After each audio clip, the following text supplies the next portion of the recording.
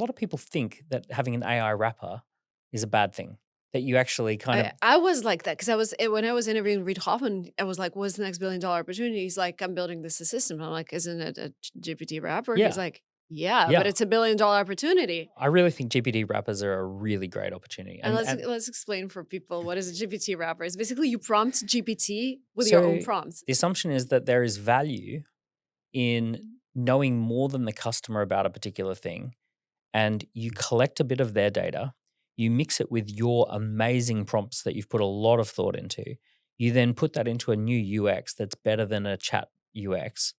And between those three things of capturing data, prompting, a set of much better prompts, and also thinking about the UX more deeply, you're now creating something that is a specialized tool that's very valuable.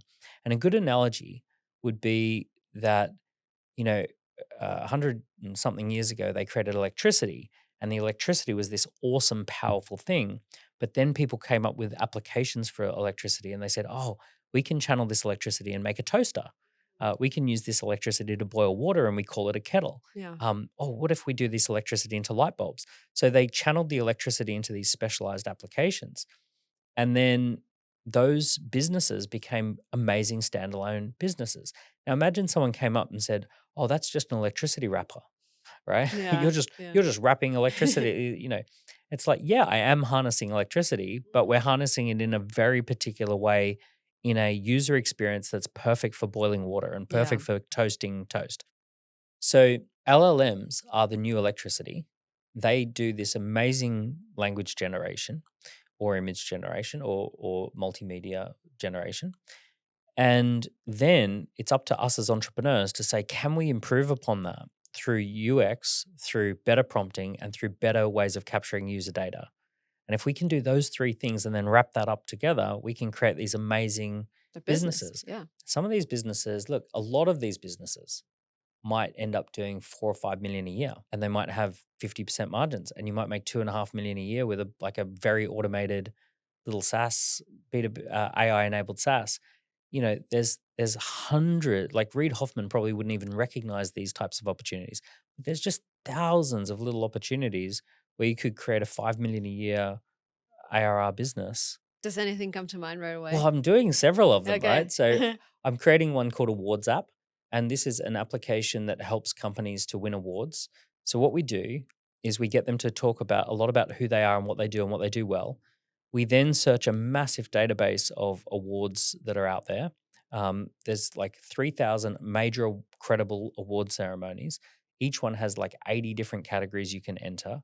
So there's literally tens of thousands. You'd have to become a PhD in awards to understand even the beginning of it. But AI is very good at matchmaking what you do to the awards and the categories that would be relevant for you. Then what we do is we spin up a fictitious AI generated panel of experts who are going to be the judging panel based on real life judging panel.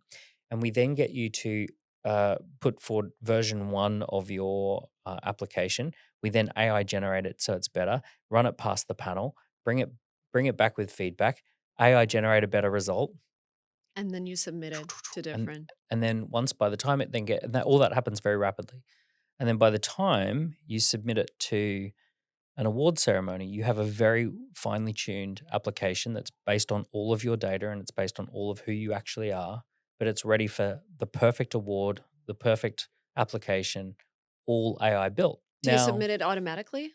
yeah, you can submit. You can, well, sometimes no. Sometimes you have to go to the website and submit it through That's the next their step. website. Yeah, but you're ready to do all that. Every year, 9 million people submit for an award. We know that if we capture just 9,000 companies, which is like one in thousands of the businesses that are out there, and we have a very affordable plan of like $40, $50 a month that allows you to have an ongoing continuity of awards that you've won and ongoing updates of all the things that that you could submit.